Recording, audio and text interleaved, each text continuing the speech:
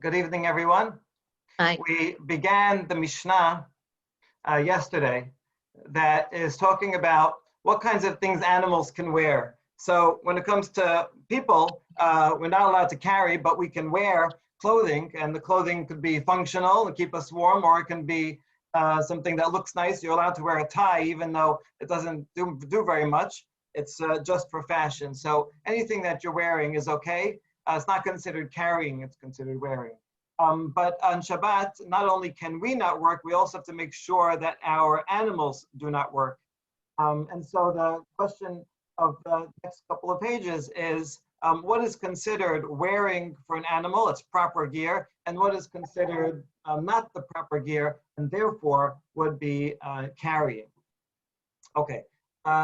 So I mean, I think there's some like philosophically interesting, all these technical halachot, because it's about the space between what is good for animals and what is good what is good for us regarding the animals. So domesticated animals is a symbiotic relationship, and to the extent that we are leading them and keeping them safe, it's good for them, but also good for us. I think that.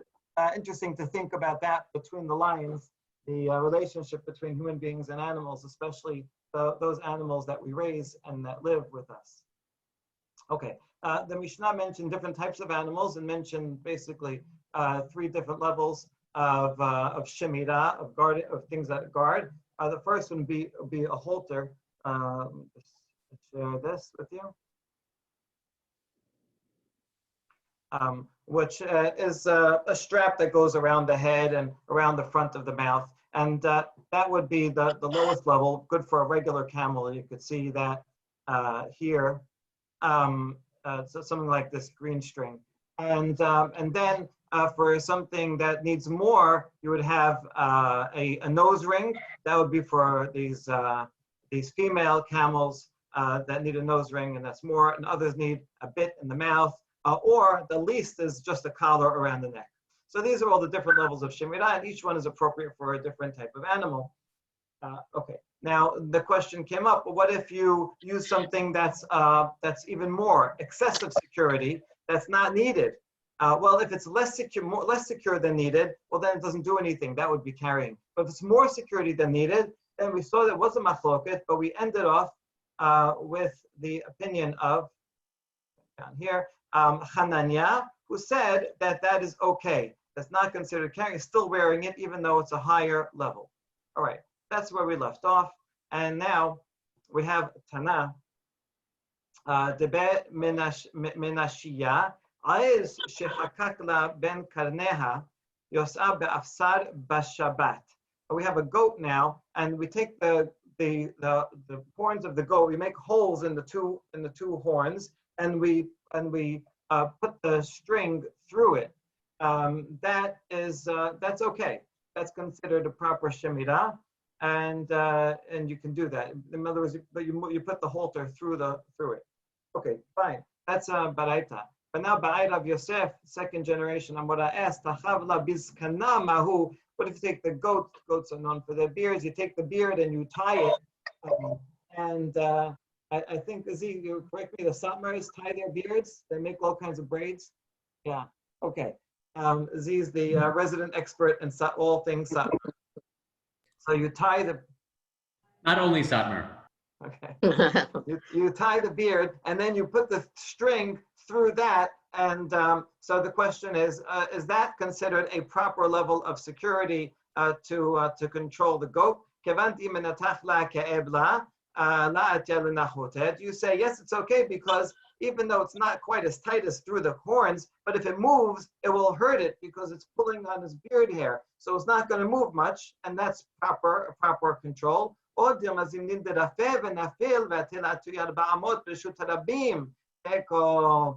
you say, no, it's kind of loose and it might get undone, even if it'll hurt a little bit, and then the halter will fall off the head of the goat, and then the owner will not want to leave it there. He will take it and carry it with him, and so worried about that, and then therefore it should be a problem. And we leave this question unresolved. All right, it's hard for me to know how often these types of cases happened, whether this is a real case that they're discussing or theoretical that presenting to the students and here, go argue on this side and that side. All right, but now we get to something more substantive here. Tanan hatam velo b'su'ah sheben karneha. The next Mishnah that we're going to have in 2 pages from now talks about a cow. A cow can go out with a strap between its horns. Again, making a hole in its horn and holding it that way. Amar le Rabbi Yirmiyah bar Abba, Heligi bar Rav Ushmuel. Had amar ben lenoi ben leshamer asur. V'chad amar lenoi asur ulshamer mutar. All right, so they there's a machloket here between Rav and Shmuel, the 2 first-generation Amoraim, and they both agree that that if it's just for decoration, you're putting some nice fancy braided string through that for decoration, it would not be allowed. That would be considered carrying. But one of these 2 sages said both for decoration and for shemirah, it's not allowed. In other words, it's too much. It's too high a degree of holding of security. And the other says if only for decoration is not allowed, but for security, to secure it, it is okay. He doesn't know or doesn't tell us which one is which. Does Rav say this and Shmuel say that, or the other way around? He just remembers those machloket between them. So the Gemara is now going to try to figure out which one of these is mekel and says that for decoration is allowed, and which one says that it's not allowed. They all agree for decorations. Which one says that extra security is not allowed, and which one says that extra security is not allowed? So we're going to focus on Shmuel. Amar Rav Yosef tistayim de Shmuel hu de'amar lenoi asur leshamer mutar. De'amar Rav Huna bar Chiya amar Shmuel halacha kechananya. It makes sense that Shmuel is the lenient one here and says that the more secure one is fine. Because after all, he's the one that said above in that line that we had right here. He said, your father said, name of Shemuel, halacha kechananya. And Chananya is the one that said that excessive security is fine. And so therefore, it makes sense that he's the one that's mekel, and then Rav would be the one who is machmir. All right, that would seem to make sense. However, Amar le Abaye, ad Rabba. No, Abaye says the opposite. It seems that Shmuel is the one that's machmir and says that no matter what, even extra security is not allowed. Because the Amar Rav Yehuda Amar Shmuel, machalifin lifnei Rabbi, shelzo bazo mahu. We had this on the previous page, where Shmuel reports that when the Rabbi Yehuda Nasi, the author of the Mishnah, taught this Mishnah and all the different levels and which animals are which, at that time, we switched the cases and said, what about animal that needs more security with a lesser one or less with more? And we presented these questions to Rabbi, and at the time, Rabbi Ishmael ben Rabbi Yosef was there, and he quoted his father, Rabbi Yosef, who said, 4 animals is good enough for the halter, sus, hered, gamal, v'hamor. Lav the ma'ute gamal behatam. And why did it mention, say, these 4 have a halter is good? Isn't it to tell you that gamal, you can go out with a halter, but not with a nose ring, right? A halter is enough. A nose ring is too much, and therefore that's not allowed. And this was Shmuel who reported this whole story. Okay, so therefore, according to that, it looks like Shmuel is the one who says, is machmir, and says you are not allowed to go out with a higher security, and therefore Rav would be the one who is mekel. Okay, do you have any question about this? Well, we said excessive restraint is fine. Right. So in the previous, so now we have 2 different opinions about this, right? Shmuel in one statement says excessive restraint is okay, but in this statement, we're deriving from the fact that he said these 4. You can use a halter, means a halter, but no more. All right, that's what we're deriving from this. And now, therefore, and Shmuel said this, it would seem to be therefore not allowed, right? Okay, so now we have a contradiction. My question about this is, yesterday that was a long time ago, we quoted this exact same thing.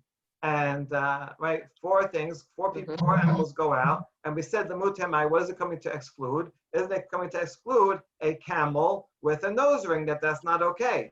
And then we reject that and say, no, the mutana'aka ba'afsad is coming to exclude the female camel that's very wild, that going out with a lesser halter. Right? That's what it's saying. It's not saying that a camel can go with more. It's saying that only a camel, male camel, can go with a halter, not a female. So it actually is deriving the opposite lesson. And that was the conclusion of the discussion of that yesterday. Now, since we already said that, you really could bring that here on the next page, and then you wouldn't have any problem, because this would be Shemuel who quoted this. And then, Shemuel would be lenient on for everything. Yet the Gemara here says this, but on the very next page, right? So don't feel bad that you forgot this line. The Gemara tells you to get this line. Okay. So this is a serious question. I think the simplest solution is that although this sugya comes first on the earlier page, it must have been edited later. Does that make sense? Right? That originally this was the answer. Just about that's the thing that they learned from it. They learned from this a chumrah regarding gamal, that it has to be only that level and not more. And then later on, when this discussion, although it's an earlier page, is actually a later discussion. And since they're going back and forth and they're saying, can you prove it from this? And they're like, not necessarily. I might be able to prove the other way. And so they're really just showing that it's not a conclusive proof here on this page. Okay. So I think that's just a fascinating editorial point. Anyway, back to this. We're not sure what Shemuel said. According to Rav Yosef, it sounds like he's lenient, like Hananya. According to Abaye, his derivative from this source, it sounds like he is machmir, that excessive security is not okay. So now we say semeha mikameha. Let's erase this later statement and prefer the first statement. Okay, and right. So this must be wrong. When they said, oh, so hold on, why machazit the semeha mikameha? Semeha mikameha. Why'd you choose this one to erase? Erase the other one. I mean, what's the contradiction? Why are you choosing one over the other? Tashkechan Shemuel Huda Amar Lenoi Asur Leshamer Mutar. So we're going to do it that way because, in fact, we should erase this one and keep this one, because we have yet another source that tells us that Shemuel is lenient. What is it? Rav Chiya bar Asher Amar Rav Ben Lenoi Ben Leshamer Asur. Rav Chiya bar Avin Amar Shemuel Lenoi Asur Leshamer Mutar. All right, very good. You should have brought this all to begin with. Okay, these are explicit statements quoting both Rav and quoting Shemuel. Rav is the one that says always machmir, and Shemuel is the one that says that excessive security is permitted. So this is a conclusive proof that this is what they meant, and this is what Shemuel said over here. And the fact that Shemuel quoted this statement, then we have to understand it some other way. Actually, we have a good way to understand it because it was already reinterpreted on the previous page, right? All he said here was, it just means that this line, okay, if you look carefully at this, Hach Amar Abba, Rabbi Yosef is quoting his father, and these words are in Hebrew. I think that's all the father said. The rest of it that's in Aramaic, the father didn't say, right? This is just the Talmud itself deriving, right? Do you think that must mean that a horse can only go out with a halter, but not with anything more? And then on the previous page, it went on and said, no, maybe it's coming to exclude something else. But actually, Shemuel, neither Shemuel is quoting this, nor to be Yoshmael, nor to be Yosef said any of the derivations that are coming from this very short statement. Okay, good? Mm-hmm. Right. So, okay. So now we're up to the next metiveh. We have a question about this very topic. Kashra ba'aleha b'mosera keshera. You have a red heifer, and you tie it with with a halter, it's okay, right? Now, v'isa kadatech mas'oihu asher lo aleha ala aleha all.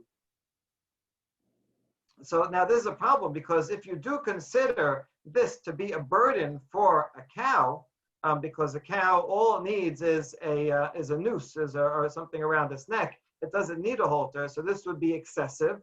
And there's a law regarding the paraduma that it can never bear a burden. Right? Paraduma has to be perfect, no mum. It can never work a day in its life, literally, right? And because this has to be like the height of perfection. And so if it does carry something, it's no good. So this thing, even though it says you put a halter on this red cow, it's still kasher. And that would seem to indicate that excessive shemirah is permitted. And that would be a question about Rav, who said that excessive weight is not good. All right, that's our question. We have three answers to this. Abaye says, it could be that you're taking the cow from one city to another. So long distance travel would require a halter, not just a collar, because it takes a long time. No, the red heifer is different because it's so expensive, right? There was a couple of years ago, someone in Lakewood had one. There was he brought all the rabbis to come and see, and he was going to give it away, but people would have paid millions for it if they certified it as kosher. Nobody ever certified it. All right. So since it's so expensive, the security is necessary. He really wants to make sure not to lose it. So it's appropriate for the level of the paraduma. It was a red heifer that was good, but it was a rebellious heifer, and kept trying to run away, and therefore it needed the extra security of the halter and not just a noose. And so it was appropriate for that. So we see it's not just the type of animal, but even the individual animal and the circumstances all come together to judge what the proper gear is for an animal. All right, now we go to the next section of the Mishnah that says a horse goes out with a chain around its neck. Okay, so we ask, Ma yotzin u'ma nimshachin. I want to go back and actually show you that Mishnah, so you see what I'm talking about. Okay, the Mishnah here.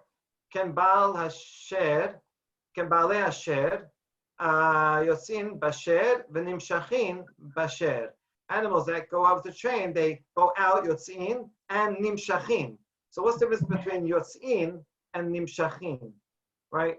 Why say to both of the things? Wearing it. It seems to be the yotzin is it goes out with it tied around its neck. It's just kind of carrying it. And nimshachin is the owner is holding it and pulling it.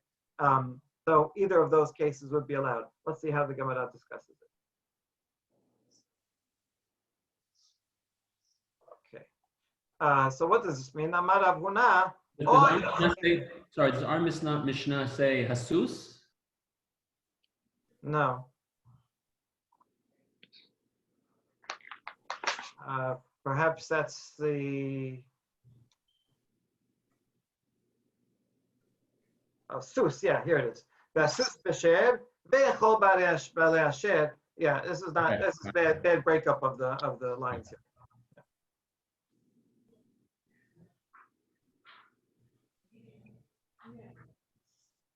Okay. So Rav Huna says, "O yotzin keduchin, o nimshachin." What it means is either it can be karuch, wrapped around the neck, because you're not using it right now, or nimshachin, or it can be led by it by the owner. Good. So Rav Huna is mekel here and allows that. Shemuel Amad, yotzin nimshachin, then yotzin keduchin. No, you can. He either disagrees or reinterprets it that you can go out pulled by a chain, but you cannot wrap it around because that's like an ornament. It's just looking nice, but it doesn't do anything. So maybe if you have to take out the N and just say yotzin nimshachim, it can go out with it wrapped around only if you are or can hold it. And so that would mean if he considers an ornament, that would mean according to Rav Huna, that even an ornament would be permitted, right? That's one interpretation anyway, Rav Huna. Okay, b'matnita tana, yotzin kiruchin limashech. We have a baraita that in fact says it can go out with it wrapped around so that it can be pulled, right? So it can't simply be wrapped around, it has to be that it's loose enough that it can be pulled. Here's a picture of that, right? So maybe it's just dangling there, but the point is if it starts to run off, you can run and grab this and pull it. And so that would seem to indicate like Shemuel. Amar Rav Yosef, Hazena lehu leigle de Rav Huna, yotzin be'af serehen keruchin b'Shabbat. Now a couple of stories of what rabbis actually did in their own farms. Rav Yosef says, I saw that in Rav Huna's house, that the calves there would go out with their halters around their necks. So in other words, he said that was okay. Well, that makes sense. Rav Huna is the first opinion, and that said you're allowed to do that. So he actually did it in practice. And even if someone nobody was holding it. Ki atar Rav Dimi amar Rabbi Chanina molaot shel Rabbi bet Rabbi yotzaot be'afserehen b'Shabbat. Molaot is similar to the English word mules. Molaot, right here, mule. Okay, they both come from the Latin word, both Aramaic and the English. So that's cool. So he says, so Rabbi Yehuda Nasi, his mules also went out with what? Well, it says Be'af said with their halters, but it doesn't say what. Ibai lehu kiruchin or nimshachin. What's the point that Rav Dimi said this? I can't remember who said it. Rav Dimi said, yeah, they went out, but we're asking him, what do you mean? Were they wrapped around or were they being held? Like, what's the point of your story here? So Tashema, let's try to figure this out. Ki ata Rav Shmuel bar Yehuda amar Hanina molaot shel bet Rabbi yotzot be'afserehen keruchim b'Shabbat. Okay, we have from Hanina another statement. Also, he also visited Rabbi one time, and he saw that also they had their halters, but he adds a word, kiruchim, that they were wrapped around. Okay, thank you. Now you're being a little bit clearer. Amaru Rabbanan kameh derav. In other words, they seem to be following Rav Huna. Amaru kameh derav Asi. So they were mentioning all these statements in front of Rav Asi, and he says, "Had Rav Shemuel bar Yehuda la sericha mid Rav Dimi nafka." He says, "I don't need this new statement of Rav Shemuel, the second one, Rav Shemuel bar Yehuda, who tells us explicitly kiruchim. I could have figured it out myself just from the statement of Rav Dimi. How could I have figured it out?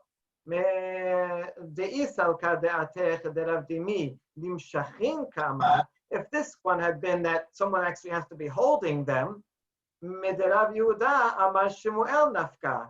could have figured that out from the other previous statement that we quoted twice already. Now you should know by heart.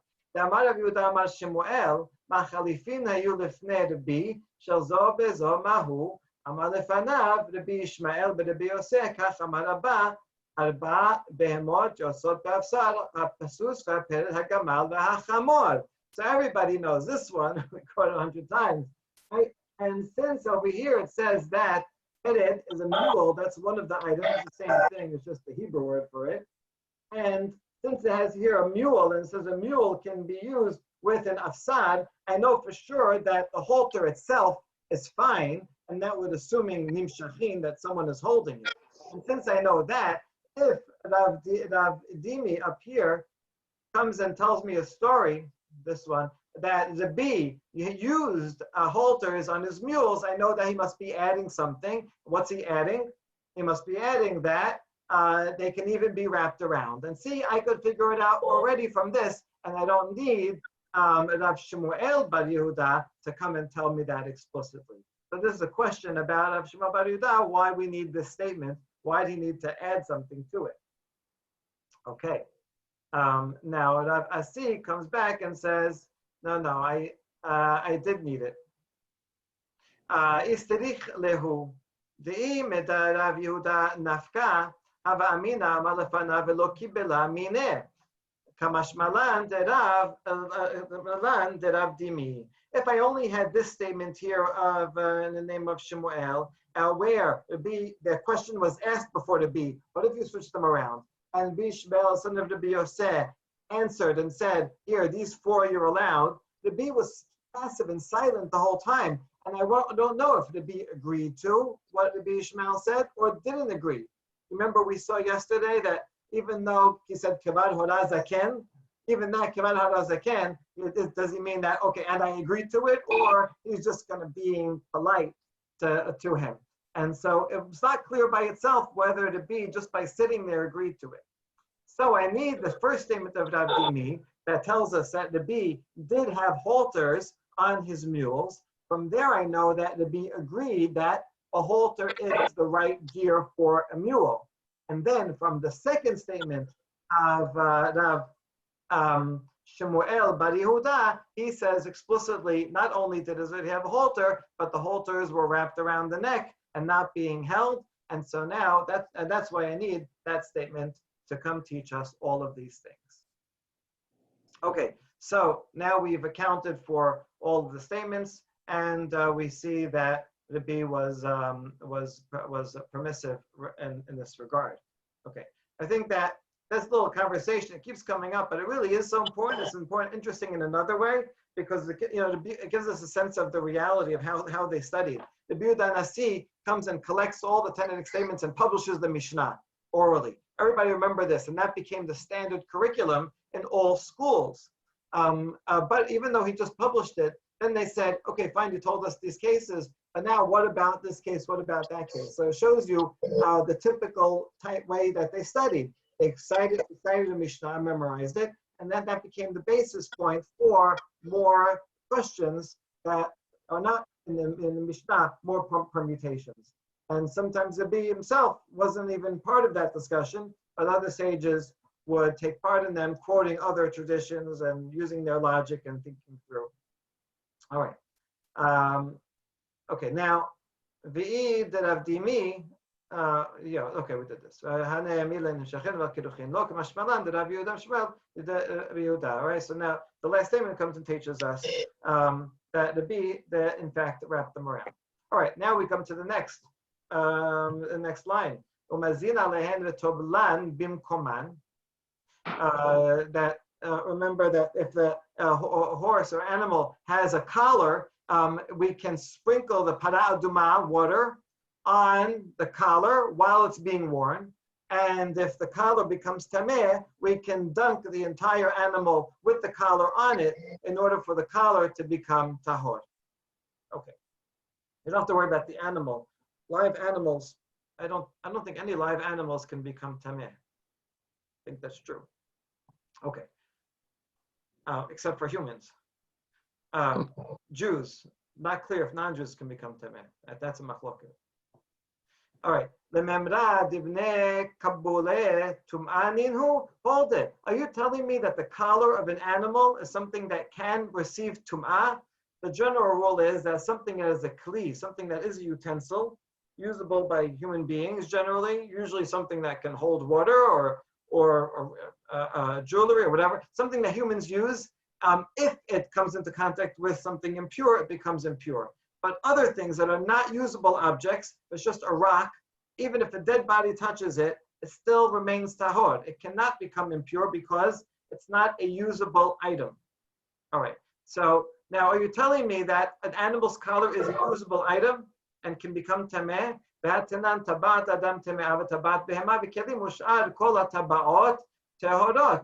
a Mishnah that says only a ring for a human being can become tameh, but a ring, collar, or an animal and other things are tahor, right? They're worn by animals. They're not human utensils. And so therefore, how would you have a case where you have a collar on an animal that you ever need to dip in a mikveh? It can't become tameh in the first place. Amar bi Yitzchak be'ba'in minoi adam l'noi be'ma. Must be a case where it was at first a human ornament, and then I've used it for a few years. I'm sick of it. I will give it to my animal, right? Hand-me-downs, right? Now we give it to our little brothers. Okay, so it was a belt I used to wear, and now it got worn out. I put it on my animal. ורב יוסף אמר, הואיל ואדם מושך בהם את הבהמה, מילו תניא, מקל של בהמה ושל מתכת מקבל טומאה. מה טעם הואיל ואדם רודה בהן? החנמה הואיל ואדם מושך בהן. Okay, Rav Yosef asks, hold it, an animal ring can become tumah because it's actually useful for the person, because he uses it to pull the animal, just like a rod made out of metal that you use to prod the animal with, as also mekabel tumah, because you use it for the animal. So this gets to the major philosophical question I brought up before. An animal's noose, is that for the animal or for the human being? Right? And if it benefits the human being, if that's really the main thing, then it should be mekabel tumah. Okay. Good. So that would be a second answer, and then you wouldn't have a problem with that, because then everything would be anything animal uses that a person needs also would be mekabel tumah. Okay. Next part, v'tovlan bimkoman havaki chatzitza. You said you can put it in the mikveh, but isn't there a you know what a chatzitza is, right? Because now it's tight around its neck, and so this would be a problem. The water can't go in. Amar bi'ameh b'sheritechan. Oh, it's talking about where you hammered it out and made it loose, and so it's a loose fitting one. Lemar bi'ameh kerav Yosef sevira ledi kerabi Yitzchak. Okay, so he just said this machloket here between the Rabbi Yitzchak and the Rav Yosef. So this Rabbi Ameh, he must agree with the Rav Yosef that says that all things that animals use really are for humans and are therefore mikabel tum'ah.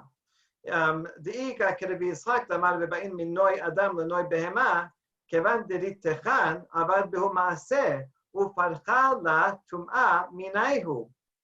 If he must follow Rav Yosef, because if he followed Rabbi Yitzchak and it's a hand-me-down, remember Rabbi Yitzchak says it's only tameh because it's a hand-me-down. But here's the thing: if it's a hand-me-down, but then I do something, I start fixing it and hammering it, then I'm creating something new. And anything that is used from a human to an animal, once you change it, you are doing an action to it, and the tum'ah now left it. It ceased from being a human thing and now became an animal thing. Okay, right? You got the point here. In other words, he has to agree with Rav Yosef, because if it's a hand-me-down has to remain as it is. If I rework it, if I start taking it to the smith and reworking it, becomes a new utensil, and now it's no longer, it never was a human utensil. It's a new utensil that's only for animals, and that wouldn't be tameh according to that opinion. Okay. The Tanan, kol hakelim yordim lidet tumatan b'machshava, ve'en olin mitumatan ela b'shinui ma'aseh. All utensils can be removed. Their tumah can be removed, meaning their status as utensil can be removed with thought. If you just think I'm not using it anymore, and they don't come back ela b'shinui ma'aseh unless you do an actual change. Or once it goes physical change, is no longer ritual and pure. Hammering rings is an action that affects ritual change. Therefore, the change should be ritually pure without immersion. Okay.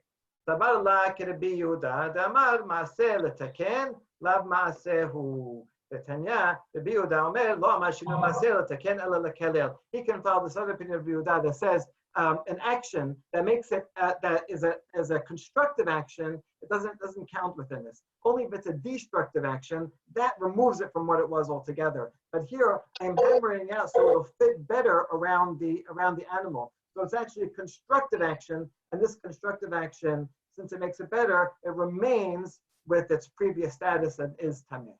Okay, and therefore this could follow either opinion, Rabbi Yitzchak or Rav Yosef about it. All right. Okay. B'matnita taneh b'mechulalin. Another option altogether is that this chain had holes in it all around, so the water could go in. And that'll be a simple solution. Sha'al Talmid Echad Megalil Ha'alyon et Rabbi Eliezer. Now this is a fun discussion here. One student asked, Shamati shecholkin ben tabat letabat. It says, I heard that there's a difference between different types of rings. We'll see what he means. Amar lo shema lo shamat ela linyan Shabbat, di linyan tum'ah da veda hada hi. Well, that makes sense regarding the laws of Shabbat. In the laws of Shabbat, depending on what kind of ring you have, you're not allowed to walk outside. If you have a ring with a signet, with a sign on it, you're not allowed to wear that outside because the rabbis are afraid you're going to take it off and show your friends, and then you're going to start carrying. But if it's a plain ring, then you're allowed to wear that ring on Shabbat. So he says it's true. Regarding Shabbat, there is a difference between different types of rings. But regarding Tum'ah, all rings are the same. Now let's see what he means by that, because we just saw that all rings are not the same. Wait, linyan Tum'ah da veda hati, is that true? You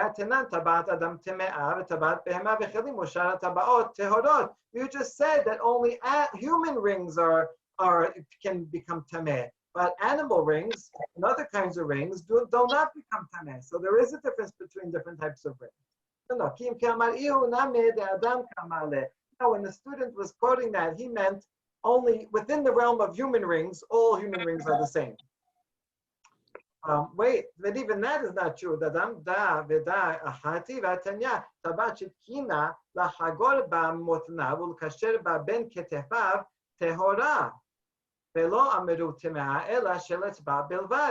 not true. Even human rings, a ring that you use as a belt buckle, or like when you wear a vest, at the back of the vest is a ring or something like this, something like a ring on an overall, right? Those are not mekabel tumah, only a ring that you put on your finger. So even within the realm of human rings, there are differences between them. No, when the student said that, he meant all human finger rings are the same. No, even that's not true, right? This is, it's like fun here. If you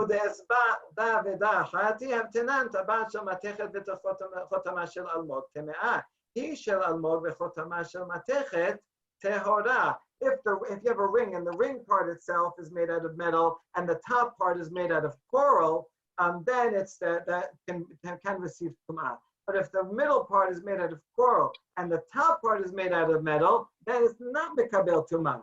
It's like it's not a real vessel. It's not the way you usually make rings. So there is a distinction even within human rings on a finger. The student is only talking about human rings on fingers and made out of metal. There's no distinction within that category. Okay, good. So finally, we've exhausted that. We just have to go through one more of those, and then we're done. The student says, I heard that there is no distinction, that there is a distinction between different kinds of needles. Shabbat.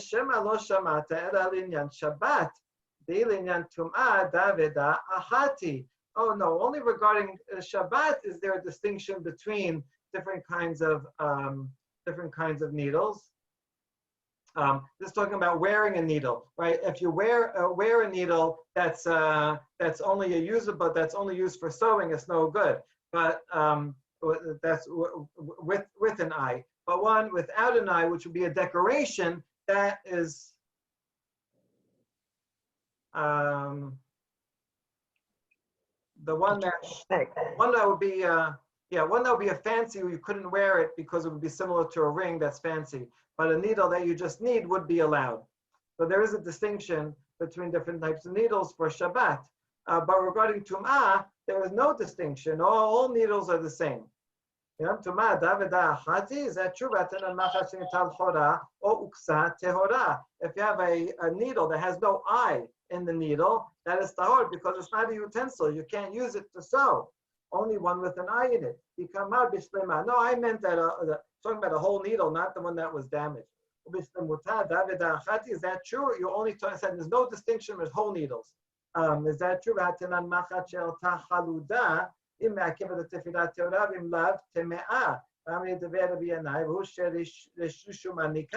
If a needle is rusted, then it's not usable, especially if it's so rusted that it'll leave a mark, it'll stain as you're using it, then it's not usable and it's not mekabel tumah. But if it's not rusted, that's okay. So you see, there is distinctions even within whole needles. I was talking about smooth, nice, clean needles. So within clean needles that are whole, there's no distinction. Wait, is that true? Oh, בשאיפה, אחתי והתניא, מחט בין נקובה בין הנקובה מותר לתחילה בשבת, ולא אמרינן נקובה אלא לעניין טומאה בלבד. All these kinds of needles, when you first made it, it didn't have a hole yet in it. All these things are allowed on Shabbat because you can use them to take out thorns on Shabbat, splinters. But regarding Tum'ah, since it's not finished yet, because he didn't put the hole in yet, it's not a kali. And so one that has no hole yet is tahor, it cannot become tameh. And okay. So you see, there is the distinction. No, this whole thing I was talking about that baraita was talking about unfinished needles, and so since the entire category was about unfinished needles, doesn't apply to us. And so now we can come together and we have the same distinction, that there are no distinctions within this category. And that's the end. We'll leave the Mishnah till tomorrow. I would have thought the needle would have been mukseh, no? Yeah, so that's a good point. Generally, a needle was something that you use for sewing, but I guess it happens so often that they got splinters and they need to use a needle to take it out. Yeah. So the needles are okay. Similar to a hammer, that's, you can't use it for that, but you can use it to crack open walnuts. Okay. All right. Thank you, everybody. Thank you very much. Thank you. I like your background. Yeah,